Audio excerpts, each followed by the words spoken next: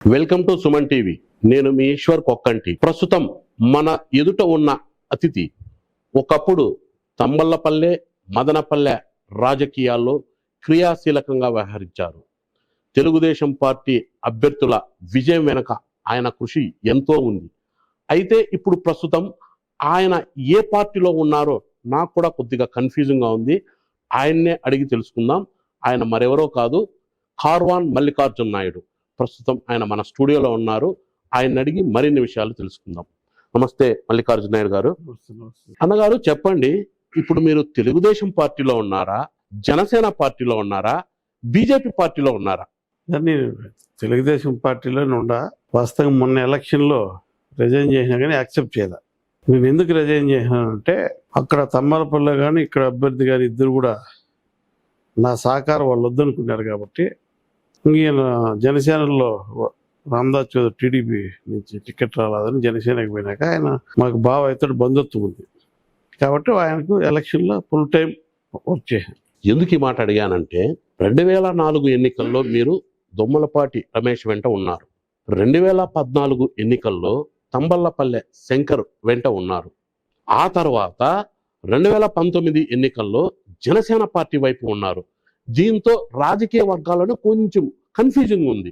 ఇంతకు కార్వాన్ మల్లి గారు ఏ పార్టీలో ఉన్నారు, ఏ పార్టీ నాయకుడు అని అందుకోసం క్లారిటీ ఇచ్చినా కదా. 2004లో కూడా నేను ఉన్నా. అప్పుడు ఉండే పరిస్థితులు బట్టి 2004లో నాకు రాజకీయాల్లోకి వచ్చేదానికి గంధంనేని రమేష్ చంద్ర ప్రసాద్ వాళ్ళ బ్రదర్ హరీష్ ఉంటారు. హరీష్ అన్న ఆయన సింగిల్ బ్యాంక్ చైర్మన్గా ఉన్నాడు. ఈయన జిల్లా అధ్యక్షుడిగా ఉన్నాడు.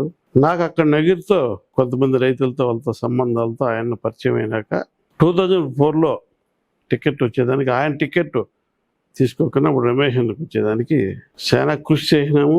ఎవరు కూడా ఎక్స్పెక్ట్ చేయలే రమేష్ అన్న టికెట్ వస్తుంది.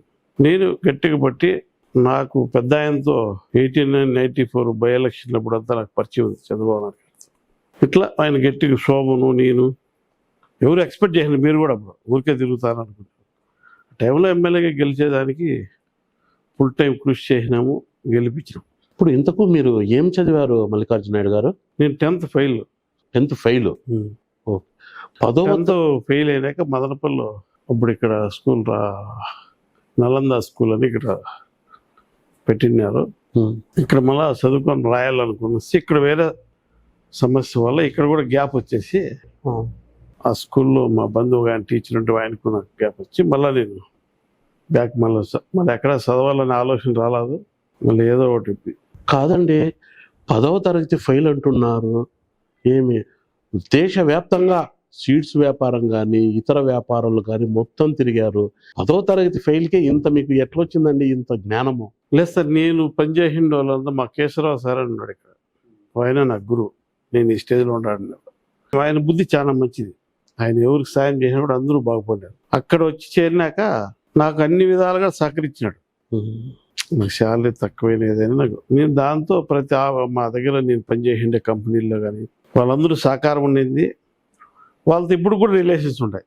ఎప్పుడు ఎవరితో గ్యాప్ లేదు, అందరూ సపోర్ట్తో ముందరకు పోయినాం. ఇప్పుడు మీరు బీహార్ ఇతర రాష్ట్రాల్లో చిన్న స్థాయి ఉద్యోగం నుంచి వచ్చి సీడ్స్ కంపెనీ పెట్టే స్థాయికి ఎదిగారంట. ఎలా ఎదిగారు? నేను ఎంప్లాయీగా పనిచేస్తా 96లో. అంతకుముందు చాలా కంపెనీలు నన్ను జాబ్ ఇస్తామని అడిగారు. నేను రిజైన్ చేసినాక నాకు ఎక్కడ కంపెనీలో ఆపర్చునిటీ రాలా. నాకు కొత్తగా మ్యారేజ్ అయింది. ఒక 4-5 months 6 నెలలు మళ్ళీ వేరే నాగార్జున ఫర్టిలైజర్స్ జాయిన్ అయినా కానీ అక్కడ కూడా కంఫర్టబుల్గా లేకపోతే అక్కడి నుంచి వచ్చి ఇదే సీడ్ ఆర్గనైజర్గా సీడ్ ప్రొడక్షన్ చేసి ముందు మేము ఎంప్లాయీగా ఉండి కంపెనీలకు సప్లై చేస్తాను. అట్లా ఆర్గనైజర్గా స్టార్ట్ చేసి 1.5 years. ఆ తర్వాత ఎప్పుడైనా ఇది మనం క్వాలిఫికేషన్ తక్కువ కాబట్టి ఏ కంపెనీలో మనం ఎంత కష్టపడినా అది పర్మనెంట్ జాబ్ అనేది ఉండదు. కాంట్రాక్ట్ బేసిక్ ఈ టైప్లో పోస్ట్ మంచిది ఉండదు. మనకి ఎంత పని చేసి ఫీల్డ్ అసిస్టెంట్ ప్రొడక్షన్ ఆఫీసర్ ఉంటుంది. అందుకని నేనే ఓన్గా కంపెనీ అనుకొని కంపెనీ స్టార్ట్ చేసాను. సూపర్ సీడ్స్ అని పెట్టినాము. ఇక్కడ రమేష్ అని ఆయన మేము కలిసి పెట్టినాము. ఆయనకు మాకు గ్యాప్ వచ్చింది. వాళ్ళు ఆ కంపెనీ తీసుకొని వాళ్ళు వేరే కార్బన్ సీడ్స్ పెట్టుకొని. ఇప్పుడు మీది రాయచోటి దగ్గర చిన్న మండలం కదండి. మీరు రాయచోటి రాజకీయాల్లో క్రియాశీలకంగా వ్యవహరించకుండా మదనపల్లి తంబాలపల్లి రాజకీయాల్లోకి ఎందుకు దూరారండి? యాక్చువల్ నేను రాజకీయాలకు రావాలా, ఎమ్మెల్యే కావాలని లేదు. రమేష్ ఎమ్మెల్యే చేసినాక ఆయన నేనేదో ఎమ్మెల్యే టికెట్లు అడుగుతానని కొంతమందితో అంట శోభన్ ఉన్నాడు కదా, అవును, రాటకొండ శోభన్. శోభన్కి ఏదో కొంచెం గ్యాప్ వచ్చినప్పుడు మున్సిపాలిటీ ఎలక్షన్లో అట్లా ఇది చేసినాక ఇంకా అనుకోకన్నా కొంత గ్యాప్ వచ్చినాక సరే మనం చాలా కృషి చేసినాం పార్టీకి, ఆయన ఎమ్మెల్యే చేసేది మనం కూడా ట్రై చేయాలని టికెట్ ట్రై చేసిన. ఇంకా తమ్మాలపల్లె కానీ చూస్తే తమ్మాలపల్లి అప్పుడు ఏవి లక్ష్మీదేవమ్మ గారు ఇన్ఛార్జిగా ఉన్నారు, ప్రవీణ్ ఎమ్మెల్యేగా ఉన్నాడు. అప్పుడు నన్ను కోఆర్డినేటర్గా అక్కడికి సభ్యత్వాలకు ఇన్ఛార్జ్ చేశారు, కోఆర్డినేటర్గా సభ్యత్వం కోసం ఇన్ఛార్జ్ చేసినప్పుడు ఆ దగ్గర అంత ఒక 6 నెలల్లోనే ఈ ప్రవీణ్ కుమార్ రెడ్డి వైసీపీకి పోతానే అప్పుడు ముద్దుకృష్ణాడు, గోపాలకృష్ణ రెడ్డి, ముద్దుకృష్ణాడు సారు నాకు చాలా ప్రిఫరెన్స్ ఇచ్చేవాడు. వాళ్ళ పిల్లలతో పాటు నన్ను కూడా గౌరవించేవాడు. ఎందుకంటే కాంగ్రెస్లో ఉన్నప్పుడు నేను ఎంటబడి నువ్వు తెలుగుదేశం పార్టీకి రావాలని చెప్పి పిలుచుకొచ్చి ఆయన పార్టీలో చేరి వచ్చినప్పుడు కూడా విపరీతమైన వచ్చింది. ఇప్పుడు 2004లో దొమ్మలపాటి రమేష్ గారికి Madanapalle assembly ticket Telugu Desam party వచ్చినప్పుడు మీరు ఆయన గెలుపు కోసం హితోధికంగా కృషి చేశారు, ఆయన వెంట నడిచారు. కొద్ది రోజుల పాటు నడిచిన తర్వాత సడన్ గా ఆయన మిమ్మల్ని ఎందుకండి దూరం పెట్టారు? అది ఎందుకో మాకు కూడా ఆశ్చర్యం. అది మేము ఏదో చెప్పినా మనకెందుకు గ్యాప్ వద్దున్నా, నేనేం రాజకీయాలు లేనని కూడా చెప్పిన వాళ్ళంటివి. వేరే వాళ్ళ మధ్యవర్తి కూడా ఉన్నాడు, చెప్పిన కొంచెం ఏదైనా కూడా అంటే ఆయనకి ఏం ఆలోచన వచ్చిందో మమ్మల్ని గ్యాప్ పెట్టాడు కాబట్టి ఇప్పుడు ఆయన కూడా అందరిని కలుపుకోబోయి అంటే ఇప్పుడు ఆయనే పర్మనెంట్ ఎమ్మెల్యే. అంటే ఇప్పుడు కలుపుకోవటం లేదా? రాజకీయాల్లో ఒకటే చెప్తాను ఎవరికైనా, తెలుగుదేశం మనం బాధ్యతగా నాయకుడిగా ఉన్నప్పుడు మన కింద ఉన్న వాళ్ళు తప్పు చేసినా మనం ఎలివేషన్స్ ఏమైనా పొరపాటు ఉంటే కూడా సర్దుకోబోయే గుణం నాయకుడికి ఉంటుంది. ఆ నాయకుడు అయినా నువ్వు ఎందుకు తప్పు, నీకేం కావాలో నేను చేస్తాలే, నువ్వెందుకు ఇట్లా అంటాను అని చెప్పాలా. లేదు నాకు ఆలోచన లేదంటే నీకు ఆలోచన ఉందని దింపేస్తే ఇట్లా సమస్యలు వస్తాయి. ఓకే, ఇది లీవ్ ఇట్. 2014 ఎన్నికలకు ముందు అప్పటి వరకు శంకర్ గారు కాంగ్రెస్ పార్టీలో ఉన్నారు. ఆయన్ను తెలుగుదేశం పార్టీ వైపు తీసుకొచ్చే దాంట్లో మీరు క్రియాశీలకంగా వ్యవహరించారు. ఓకే, 2014లో ఆయనకు తంబలపల్లి నియోజకవర్గానికి తెలుగుదేశం పార్టీ అభ్యర్థిగా నిలబడారు, గెలిచారు కూడా. దీంట్లో మీ పాత్ర చాలా ఉంది. కొద్ది రోజుల పాటు ఆయనతో కూడా మీరు ట్రావెల్ చేశారు. అయితే శంకర్ గారు కూడా మిమ్మల్ని దూరం పెట్టారు, ఎందుకు? అదే 2014 ఎలక్షన్ ముందు నాకే పెద్ద ఆయన పిలిచి నన్నే నిలబడమన్నారు తమ్మలపల్లి. చాలా మంది క్యాడర్ కూడా నన్నే పోటీ చేయమన్నారు. అప్పుడు ప్రవీణ్ పోయినాక ఈక్వేషన్లో ఇక్కడ బీసీ శంకరాదవ్ వాడిపోయినాడు, ఆయన అయితే కూడా గెలుస్తాడని శంకరాదవ్ కూడా నేను ప్రపోజల్ పెట్టాడు, నువ్వైనా పోటీ చేయి, సాయం హెల్ప్ చేస్తాను అన్నాడు ఆయన. లేదు నువ్వైతే గెలుస్తావు బీసీ క్యాండిడేట్ అని చెప్పి పిలుచుకొచ్చి ఎమ్మెల్యే చేసిన తర్వాత కూడా పెద్ద గ్యాప్ కాదే, ఆయనకు కూడా సేమ్ నేను మళ్ళీ టికెట్ అడుగుతానేమో ఆలోచన ఏమో నాకు తెలియదు, కానీ గ్యాప్ వచ్చింది. లాస్ట్ ఎలక్షన్ ముందర ఎలక్షన్ టికెట్ ఎందుకు విజయవాడ గొడవ, ఎందుకు టికెట్ ఎందుకు ఇయ్యరు ఆయనకు, ఎందుకు ఇవ్వకూడదు అనుకుంటానని కూడా అడిగాను. టికెట్ వచ్చేదంటే మళ్ళీ నేను ప్రయత్నం చేసి ఆయనకి ఏంటి చెప్పిన. ఆ తర్వాత ఎలక్షన్కు నన్ను పిలచలేవు ఆయన ప్రచారానికి. దీనికి ఇంకా కొంతమంది వాళ్ళ దగ్గర ఉండే వాళ్ళు అమ్మశేరు మిట్టు మల్లికార్జున దిక్కన్న ఎమ్మెల్యేగా గెలుచుకొని వస్తామని కొంతమంది అన్నారు. ఆయనకు తెలుసు లేదా కొంతమంది అన్నారని నాకు చెప్పినారు, కానీ నేను అన్నీ పట్టించుకోలేదు. నేను ఎందుకు కూడా మళ్ళా ఒకసారి చెప్పిన, నన్ను ఫుల్ జరిగి నమ్మి ఎలక్షన్ చేయాలనుకుంటే నీకు వచ్చి తిరుగుతానని చెప్పిన. అదేనా కారణము? తెలుగుదేశం పార్టీలో కూడా అప్పటికి ఆ 3 ఏళ్ళు 5 ఏళ్ళు ఉన్నాయి. ఎందుకు శంకర్ యాదవ్ టికెట్ ఇవ్వాలనుకున్నారో ఇవ్వద్దు అనుకున్నారు, నన్ను ఎప్పుడు సలహా అడగల పార్టీ. శంకర్ యాదవ్ మిమ్మల్ని దూరం పెట్టడానికి ఇవి కారణాలు కాదండి, ఓకేనా? తంబలపల్లి నియోజకవర్గంలో జరిగిన అభివృద్ధి పనుల్లో కార్వాన్ మల్లి గారికి 10+2 రేషియోలో కమిషన్ రావాలి.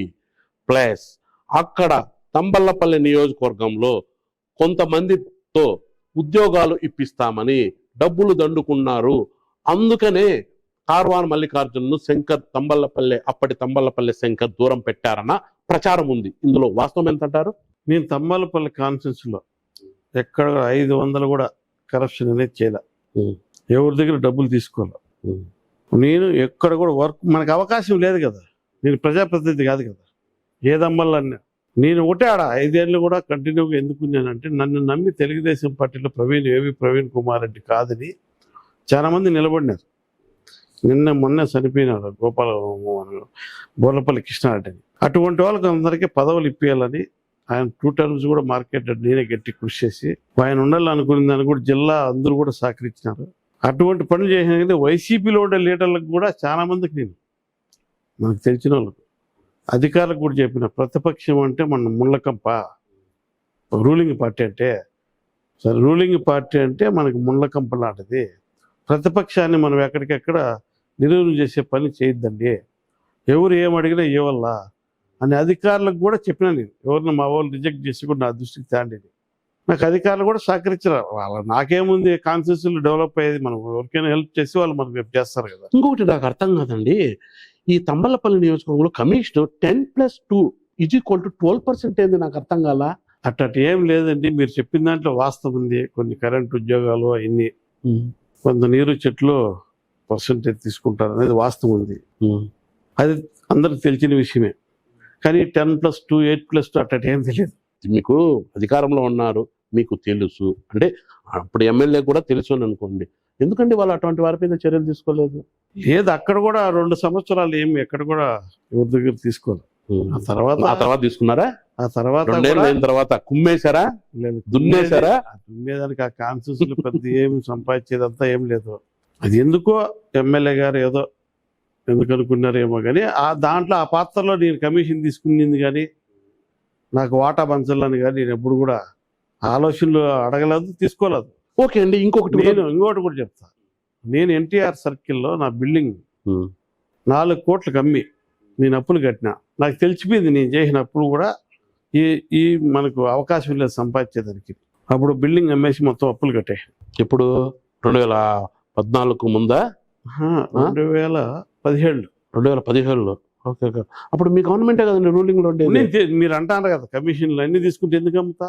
ఓకే. ఎవరైనా మెయిన్ రోడ్ లో బిల్డింగ్ అమ్ముకోరు కదా, అన్ని అమ్మేసి అప్పులు కట్టుకుంటారు. అప్పుడు కూడా ఎందుకంటే ఎవరైనా రూలింగ్ లో ఉండారు, ఎవరు గట్టిగా అడగలేక చాలా మంది కూడా నా దగ్గర మొమ్మాటంగా వచ్చిపోయేవాళ్ళు.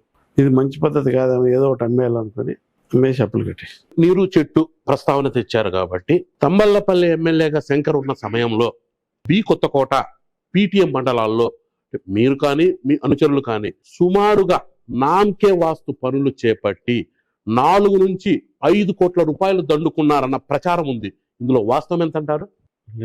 నాసిరకం వర్కులు అయితే నేను దాన్ని యాక్సెప్ట్ చేయను.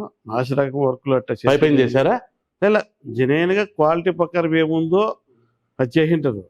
అప్పుడుండే ఎమ్మెల్యేకి వర్కులు తెలీదు, నాకు వర్కులు తెలీదు. నాసిరకం అనేది మాకు తెలియదు వర్కుల్లో. కానీ అది ఆలోచనే లేదు మాకు. ఎవరో వాళ్ళు వర్క్ చేసుకుంటారు, అధికారులతో కూడా నాకు పెద్ద సంబంధాలు లేవు. ముందు వాళ్ళ పని వాళ్ళు చేసుకుంటూ పోతారు. నేను ఆ పని చెప్పండి, ఈ పని చెప్పండి అని చెప్పేది ఏమి లేదు. ఓకే, ఈ ఆరోపణ అయితే మీ మీద కాదనుకోండి. ఇంకొక ఆరోపణ వచ్చిందండి, తంబళ్లపల్లి కాన్స్టిట్యున్సీలో తెలుగుదేశం పార్టీ వాళ్ళు కూడా ఏదైనా వర్కులు చేస్తే వాళ్ళు కూడా ఓ వ్యక్తికి ముడుపులు చెల్లించాలి అన్న ప్రచారం ఉంది. ఇందులో నిజం ఉందంటారా? నిజమేనండి, తీసుకున్నాను. ఎంతండి పర్సెంటేజ్? 2%. ఎంత పర్సెంటేజ్ అని కాదు, ఏదో తీసుకున్నారో లేదంటే అక్కడ ఆ గ్రామంలో ఏదైనా ఖర్చులు పెట్టారో, మీటింగ్లు పెట్టారో కానీ కొంతవరకు అయితే జరిగింది. కమిషన్ల విషయంలో స్వరపర భేదాలు ఉండవు, అందరి దగ్గర తీసుకోవడమే మామూలుగా. అందరి దగ్గర అంటే కొన్ని మీకు తెలియదు ఏముంది, కొంతమంది తీసుకోవచ్చు, కొంతమంది తీసుకోవచ్చు. బయట వాళ్ళు వచ్చి వర్క్ చేస్తారు, వాళ్ళకి ఎందుకే వర్క్ ఏదో తీసుకోవాలి కదా. రాజకీయ నాయకుల్లో ఎమ్మెల్యే ప్రజాప్రతినిధులుగా ఉన్న వాళ్ళు ఎక్కడో ఏదో ఆ వర్క్లో కూడా తీసుకోకని ఏం సేవ చేయలేరు కదా. ఇప్పుడు మీరు 10వ తరగతి చదివారనుకుంటున్నారు కదా, ఈ సీడు పరిశ్రమలో మీకు అంత నాలెడ్జ్ ఎట్లొచ్చిందండి? నేను వర్క్ అదే గ్రౌండ్ లెవెల్లో ఎక్కువ వర్క్ చేసేవాడిని. R&D ఫామ్లో రీసెర్చ్ అనేది ఉంటుంది, ఈ క్రాసింగ్, బ్రీడింగ్ అని వాటిలో ఎక్కువ పని చేసినా కాబట్టి నాకు ఆ నాలెడ్జ్ వచ్చిన తర్వాత మా దగ్గర పనిచేసే వాళ్ళు ఇప్పుడు కూడా MS అగ్రికల్చర్ వాళ్ళు చేసినా కూడా వాళ్ళకి ఫస్ట్ నేను ట్రైనింగ్ ఇచ్చే. ఎక్కడెక్కడ పరిశ్రమలు పెట్టారండి? మాది ఫస్ట్ నేను స్టార్ట్ చేసింది కంపెనీ రిజిస్ట్రేషన్ బెంగళూరు, మదనపల్లి కొన్నాళ్ళు ఉన్నాయి, మళ్ళీ హైదరాబాద్ ఉన్నాళ్ళు. ఆ కంపెనీ కూడా ఇండియాలో పెద్ద కంపెనీలు అది ఒక కంపెనీ. ఆ కంపెనీకి నా కంపెనీ అమ్మింది. అయితే కార్వాన్ మళ్ళీ సీడ్ వ్యాపారం చేసేటప్పుడు ఇప్పుడు హైదరాబాదులో నాసిరకం సీడ్స్తో రైతుల కొంప ముంచారని, ఆ విత్తనాల వలన రైతులు పెద్ద ఎత్తున నష్టపోయారని, ఆ నేపథ్యంలో చాలా మంది రైతులు కార్వాన్ మల్లీపై కేసులు పెట్టారన్న ప్రచారం కూడా ఉంది. ఇందులో ఎంతవరకు వాస్తవం అంటారు? ఏ బుద్ధి కూడా నా సీడ్ కంపెనీల్లో సీడ్ బిజినెస్ నా మీద ఎలాంటి కంప్లైంట్ లేదు, ఎలాంటి కేసులు లేవు. నా కంపెనీ నా కంపెనీ వాళ్ళ గేట్ కూడా మరి వాళ్ళ గేట్ వాల్యూ, వాళ్ళ గేట్ ఉంటుంది కదా, ఆ వాల్యూ కూడా ఉండదు నా కంపెనీ బాంబేలో. అట్లా కంపెనీ కొనింది నా కంపెనీని. అట్లా కంపెనీ కొనిందంటే నా దగ్గర ఉండే ప్రోడక్ట్ అట్టాడిది. వాళ్ళు ఈరోజు నేను ఇచ్చిన ప్రోడక్ట్ అని ఇండియాలో నెంబర్ 1 పొజిషన్లో ఉన్నారు సీడ్లో. వాళ్ళు 550 కోట్లు పెట్టి ఒక కంపెనీ అడ్వాంటా కంపెనీ కొన్నారు ఈపీఎల్ వాళ్ళు. వాళ్ళ దగ్గర లేని ప్రోడక్ట్ మా దగ్గర ఉంటే మా కంపెనీ టేక్ ఓవర్ చేశాను. నేను తెలుగు విషయంలో అంటే ఇప్పుడు కూడా చెప్తాను కదా, ఎక్కడ కూడా అన్ని కంపెనీల కాడికి రేట్ ఎక్కువ ఇస్తా ప్రొడక్షన్లో. నేను వచ్చింది ఆ బేసిక్ రైతుల దగ్గర నుంచి. మాకు ఆ పిల్లలు మేము రైతుల నుంచి వచ్చినాం కాబట్టి రైతు విషయంలో ఎక్కడ కూడా కాంప్రమైజ్ కాదు. మరి ఇది ప్రచారం ఎట్లా జరిగిందండి? నకిలీ విత్తనాలు ఇచ్చారు, కేసులు పెట్టారు అన్న ప్రచారం ఎట్లా జరిగిందంటారు? నేనదే కొంతమందికి నా కంపెనీలో అప్పుడు కష్టపడి డబ్బులు వచ్చినట్టు కొంతమందిని ప్రజాప్రతినిధి చేయడము రకరకాలు, నేను ఏదో పోటీకి వచ్చాక చెప్తా అంటారు. అది నాకు అట్లా కేసులు కానీ ఎవరు ప్రూఫ్ చేసే ప్రసక్తి లేదు. ఇంకొకటండి, ఇటీవల పుంగనూరు రోడ్లో అనుకుంటా మీదేదో గోడౌను అగ్ని ప్రమాదానికి గురైంది. ఆ సందర్భంగా మీరు ప్రెస్ మీట్ పెట్టి నాకు భారీ నష్టం జరిగింది అనేసి అన్నారు. చాలా వరకు నష్టం జరిగినట్లు పత్రికల్లో కూడా వచ్చింది. అయితే కేవలం ఇన్సూరెన్స్ కోసము కార్వాన్ మళ్ళీ నాటకం ఆడారని, రాత్రికి రాత్రి అందులో ఉన్న సరుకును పక్కకు తరలించి అనుచరులచే నిప్పు పెట్టించారన్న ప్రచారం కూడా ఉంది. ఇందులో ఎంతవరకు వాస్తవం అంటారు? ఆ ఇన్సూరెన్స్ కంపెనీ ఆయన కూడా ఏజెంట్ కూడా ఈ ఊరు ఆయన. మేము చేసింది ఇన్సూరెన్స్ దేనికి చేసినామంటే దొంగతనం చేస్తే సీడ్ ఎవరిని ఎత్తకపోతే దానికి క్లెయిమ్ చేసేదానికి చేసినాం. దానికి ఎందుకంటే సేఫ్టీ లేదని ఏదో ఇన్సూరెన్స్ క్లెయిమ్ కూడా చేయలేదు. ఇన్సూరెన్స్ వాళ్ళు కూడా వచ్చినారు, ఆ రోజు చూసుకొని పోయినారు. దాంట్లో మనం ఎలిజిబుల్ లేము. మనం చేసిందే దొంగతనం జరిగితే సీడ్కి ఇన్సూరెన్స్ వస్తుంది. ఇన్సూరెన్స్ కూడా క్లెయిమ్ చేయలేదు. కొంతమంది పనికిమాల వెధవలు ఉన్నారు. కొంతమంది అప్పుడు చాలా మంది మాట్లాడినారు. మీ పార్టీ వాళ్ళేనా, పక్క పార్టీ వాళ్ళ? మామూలుగా ఏ పార్టీలో ఉంటారు, ఇప్పుడు ఈ పొద్దు ఈ పార్టీలో ఉంటారు, రేపు ఇంకో పార్టీలో ఉంటారు. నాకు తెలిసి మీకు ప్రతిపక్ష పార్టీలో కంటే స్వపక్ష పార్టీలోనే శత్రువులు ఎక్కువ నిట్లున్నారు అనుకుంటా. నేను పార్టీకి చేసిన సేవకు నేను డబ్బులు ఖర్చు పెట్టిన దానికి ప్రతి నాయకుడు ఎమ్మెల్యే కావాలనుకున్నా, ప్రతి ఒక్కరు కూడా గెలిచాలనుకొని లాస్ట్కు మా బామర్ది కూడా నన్ను నమ్ముకొని ముందు నుంచి రాజకీయాలు అనుకుంటుంటే వాళ్ళకు టికెట్ ఇకపోతే కూడా ఇండిపెండెంట్ గెలిపించి పార్టీకి ఇచ్చిన. ఓకే అండి, ఇప్పుడు మీరు 2007 నుంచి ఉన్నారనుకుంటా ఈ పార్టీలో, తెలుగుదేశం పార్టీలో ఉన్నారనుకుంటా. ఐ థింక్ 2007 నుంచి 2004 2007 నుంచి కంపెనీ అమ్ముకొని వచ్చేసిన. కంపెనీ అమ్మి పూర్తి క్రియాశీల లేక వచ్చేసారు రాజకీయాల లేక 2007 నుంచి. సుమారు 3 ఎన్నికల్లో మీరు కష్టపడ్డారు, ఓకేనా? అయితే ఎందుకు కార్వాన్ మల్లీని అధిష్టానం గుర్తించలేకపోయింది అంటే ఏం చెప్తారు? అధిష్టానం నా మీద మంచి అభిప్రాయం ఉంది. రాజకీయాల్లో ఏమనుకుంటారంటే బలవంతుణ్ణి, బలంగా ఉండేవాడు సరెండర్ కానివాడిని తొక్కుతూ ఉంటారు. నేను చేసిన పనులు ఏమంటే వాడిని గెలిచి లేడైనా పోటీ చేయాలనుకుంటే నాకు ఎన్నో అవకాశాలు వచ్చేది. సరే పార్టీ బతకల్లా, పార్టీలో ఒక ఎమ్మెల్యే గెలిపించాలంటే ఆ ఎమ్మెల్యేలు కానీ వాళ్ళు కానీ ఒకసారి ఎమ్మెల్యేగా గెలిచినాక పార్టీలో ఎమ్మెల్యేకి ఫస్ట్ ప్రిఫరెన్స్ ఇస్తారు. తర్వాత చూడండి, మీరు నేను ఎవరికి సాయం చేసినా గెలిచినారు, మళ్ళీ తర్వాత వాళ్ళు ఎవరికి అవకాశాలు లేకుండా పోయినాయి. మళ్ళీ రెండోసారి గెలిచేదానికి వాళ్ళకి అవకాశం లేకుండా పోయింది. Okay okay. ఎందుకంటే నేను ఉన్నప్పుడు ఏది కూడా ఫుల్ టైం వాళ్ళకు వర్క్ చేస్తా.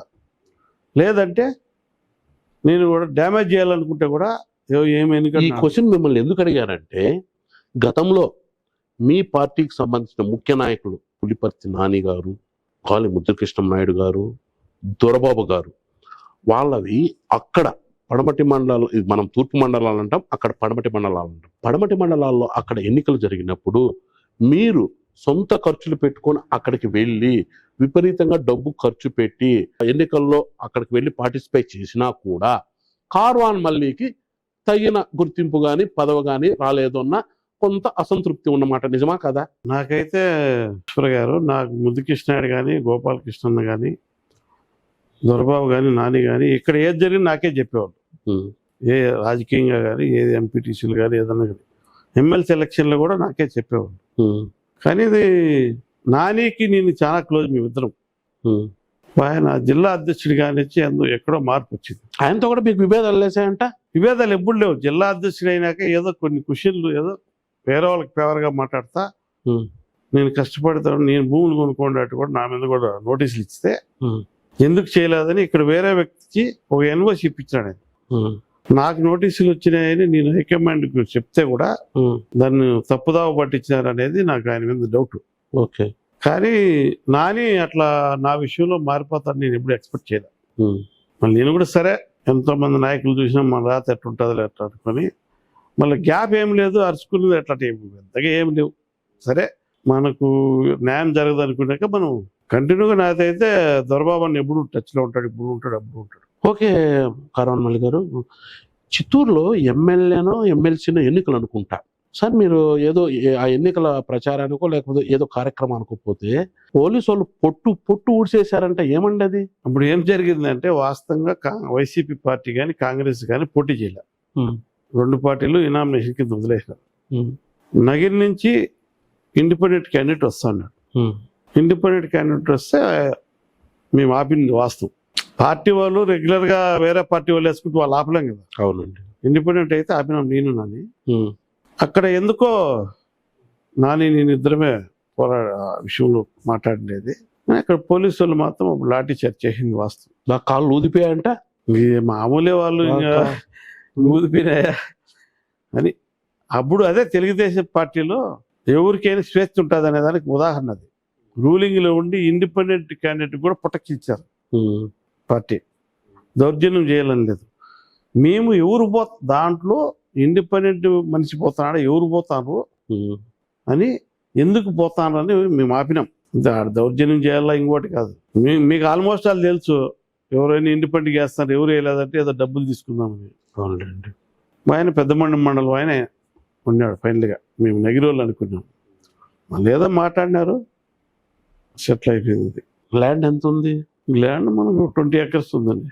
ఏదో కార్వాన్ మల్లి గారు లిటికెంట్ భూములు డీకేటి భూములను ఏమి ఐడెంటిఫై చేసి కబ్జా చేసే దాంట్లో సిద్ధహస్తుడిని ప్రచారం ఉంది, నిజమేనంటారా? లేదు ఈశ్వర్ గారు, నాకు యాక్చువల్గా భూముల గురించి తెలియదు.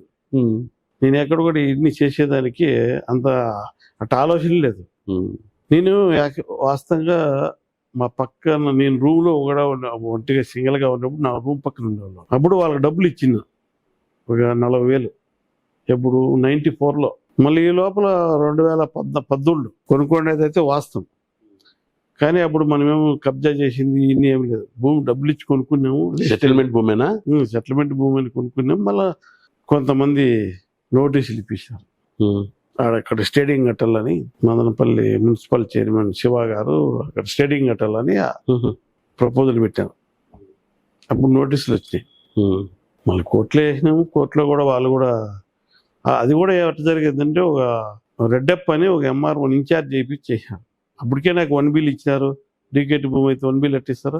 అవునండి. నేను కోర్టు ఎన్ఓసి తెచ్చుకోలే. కొంచెం నేను లీగల్గా ల్యాండ్ విషయంలో నాకు తెలియ కొనుక్కుంటా అంతే. నేను తెలిసి ఎవరిది కబ్జా చేయాలి ఆ టైంలో. ఓకే అండి, త్వరలో సార్వత్రిక ఎన్నికలు సమీపిస్తున్నాయి. ఇప్పుడు కార్వాన్ మళ్ళీ అడుగు ఎటువైపు? వైసీపీ వైపా, టీడీపీ వైపా, జనసేన వైపా? నేను వాస్తవంగా నేను ఏం ఆశించకన్నా కూడా ఇన్నేళ్ళు తెలుగుదేశం పార్టీలో నాకు పదవి రాకపోయినా ఉన్నానంటే మా నాయకుడి మీద నాకు గౌరవం ఎక్కువ. చంద్రబాబు ఈ రాష్ట్రంలో భారతదేశంలోనే ఎక్కడ కూడా డ్రిప్ ఇరిగేషన్ అనేది భారతదేశంలో స్వతంత్రం వచ్చిన తర్వాత ఎక్కడ కూడా డ్రిప్ ఇరిగేషన్ లేదు. పెద్ద పెద్ద యూనివర్సిటీలు కానీ ఆయన ఇజ్రాయెల్కి ఆ టెక్నాలజీ తెచ్చినాక ఈ దేశంలో భారతదేశం మొత్తం కూడా ఆయన పేరు పెట్టుకోవాలి. ప్రతి రాష్ట్రంలో ప్రతి రైతు కూడా. బాబు గారు ఎట్లా అంటే ఆయన చేసింది చెప్పుకోలేడు. ఈరోజు వ్యవసాయం చేసే పరిస్థితి లేదు డ్రిప్ ఇరిగేషన్ లేకపోతే. కాబట్టి ఆయన నిజాయితీగా 10 మంది బాగుండాలని కోరుకుంటాడు. రాష్ట్రం బాగాల దేశం బాగాలని కోరుకుంటారు. కాబట్టి నాకు ఏ పదవి వచ్చినా ఏమొచ్చినా రాకపోయినా నేను తెలుగుదేశం పార్టీతో ఉంటా. నాకు లోకేష్ బాబు గారు నాకు చాలా దగ్గర క్లోజు. నన్ను ఆడ పిలిచిన అభిమానంతో పిలుస్తారు. ఓ పదవి అనేది మనం అనుభవించకపోయినా నాకు ఆ గౌరవం ఉంది వాళ్ళ దగ్గర. ఓకే కార్వాన్ మల్లి గారు, ఇప్పుడు నల్లారి కిషోర్ కుమార్ రెడ్డి గారితో మీ పరిచయాలు ఎలా ఉన్నాయండి? మీ అనుబంధం ఎలా ఉంది? అంత బాగుంది. కిషోర్ అన్నతో రాజకీయాలు నిన్నాళ్ళు కిషోర్ అన్నతో ఉంటాం. బాగా కలుస్తూ ఉంటారా? వెళ్ళి ఈ మధ్య ఎప్పుడైనా కలిశారా? కలుస్తుంటాం. నేను ఎప్పుడు ఫోన్ చేసినా ఫస్ట్ ఫోన్కి ఎత్తారు. కిషోర్ అన్న వల్లనే ఈరోజు 2-3 ఈ పర్వత మండలాల్లో ఏ టైంలో ఎవరు ఫోన్ చేసినా ఆయన వల్లనే మళ్ళా తెలుగుదేశం పార్టీకి పూర్తి స్థాయిలో అండగా ఉన్నాడు. ఇప్పుడు ఒకటండి, మదనపల్లెలో వైఎస్ఆర్సీపీలో అభ్యర్థి కన్ఫర్మ్, తంబళ్లపల్లి నియోజకవర్గంలో వైఎస్ఆర్సీపీ అభ్యర్థి కన్ఫర్మ్. అయితే తెలుగుదేశం పార్టీ మాత్రం ఇప్పటి వరకు అసలు అభ్యర్థిని కూడా డిక్లేర్ చేయలేని పరిస్థితి నెలకొంది. ఎందుకంటారు? ఈ పరిస్థితి ఎందుకు వచ్చింది? ఏం లేదు, ఎక్కువ మంది పోటీ ఉండారు. 2 గెలిచే కాన్స్టిట్యూషన్లో గెలిచే గురానికే అనౌన్స్ చేస్తారు. 100% 2 కాన్స్టిట్యూషన్లు గెలుస్తాయి. అక్కడ కూడా గెలిచే క్యాండిడేట్ దగ్గరలో చేరుతాడు, ఇచ్చేస్తారు. తంబళ్లపల్లి మదనపల్లి గెలుస్తుంది అంటారు. పక్కా గెలుస్తుంది. తంబళ్లపల్లి ఎవరున్నారు తెలిసిన? పెద్దిరెడ్డి ద్వారకనాథ్ రెడ్డి. ఎవరున్నా రాజకీయాల్లో మార్పులు అనేది మారుస్తారా? మార్పు అనేది తంబలపల్లి కాన్స్టిట్యూన్సీలో ప్రజలు 100% తెలుగుదేశంకు ఓటేస్తారు. ఆ కాన్స్టిట్యూన్సీ ఎట్లాడదంటే చెప్పాలంటే 2 రోజులు పడుతుంది అంతే. ఏ పార్టీ వైసీపీలోనే టీడీపీలో నిజాయితీగా ఉంటారు. కానీ అక్కడ ఒక బీజం వేసేసారండి, ప్రభాకర్ రెడ్డి, లక్ష్మీదేవమ్మలు, నరసింహారెడ్డి. అక్కడ ఏమంటే వాళ్ళు ఒక కారులో పోతారు, ఒక గ్రామానికి కానీ మనం పోతే అక్కడ అందరినీ కూడా పేరుతో పిలిచి మాట్లాడుతా అలవాటు పడిపోయారు. అవునులేండి. ఇప్పుడు ఈ 10 సంవత్సరాల రాజకీయం అంతా పరిస్థితులు మారిపోయి ఎవరు లీడర్ పోతానంటే 4-5 కార్లు, ఒక 150 మోటార్ సైకిల్ పక్క గ్రామం వాళ్ళు పక్క మండలం వాళ్ళు వచ్చేస్తారు. లోకల్ వాళ్ళకి మాట్లాడేదానికి ప్రజాప్రతినిధితో అవకాశం ఉండకపోతుంది. అట్లా కొంత ఇబ్బంది పడతాను. వాళ్ళకేమో లేదండి, వాళ్ళ ఎక్కువ ఏమో డిమాండ్ కాదు. ఆ కాన్స్టిట్యూన్సీ డిమాండ్ చేసేది, నాకేదో చేయలేదని బ్లాక్మెయిల్ చేసేది, అలిగేది ఎట్లా ఉండవు. వాళ్ళకి ఫోన్ చేసి ఎత్తల్లా, వాళ్ళు పిలిస్తే ఫంక్షన్కి పోవాలా. మనం పిలిచినా 10 ఏళ్ళు గుర్తుపెట్టుకుంటారు, వాళ్ళు మన ఇంటికి వచ్చినా మనం వాళ్ళ ఇంటికి పోయి గుర్తుపెట్టుకుంటారు. కానీ ఏ పార్టీ అయినా కూడా నేను బాగా గమనించిన ఆ కాన్స్టిట్యూన్సీలో పేదరికం కాన్స్టిట్యూన్సీలో పేదవాళ్ళ దగ్గర నిజాయితీ ఉంటుంది అంటారు కదా, అటు పేదరిక కాన్స్టిట్యూన్సీలో ఎక్కడైనా నిజాయితీగా ఉంటారనేది వాళ్ళు ప్రూఫ్ చేస్తారు. ఓకే అండి, ఓకే. తెలుగుదేశం పార్టీ వైపు నిలబడతానని కుండబద్దలు కొట్టినట్టు చెప్పారు. అయితే మదనపల్లి రాజకీయాల్లో ఉంటారా, తంబళ్లపల్లి రాజకీయాల్లోకి వెళ్తారా? ఇప్పుడు నాకు రాయచూటి మా ఊరు, నా అవసరం ఆడుంటాడు. చిత్తూరులో కూడా మా కజిన్ జగన్, ఆయన పోటీ చేస్తాను. నేను ఎక్కడైనా తెలుగుదేశం పార్టీకి 7 ఎవరికి ఇచ్చినా, తంబలపల్లి ఎవరికి ఇచ్చినా నేను తెలుగుదేశం పార్టీకి ఈసారి ఫుల్ టైం వర్క్ చేసి గెలిపించుకుని వస్తాం అందరినీ.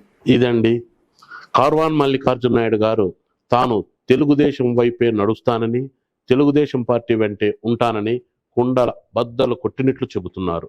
చూద్దాం భవిష్యత్తులో ఆయన పయనం ఎటు ఉంటుందో.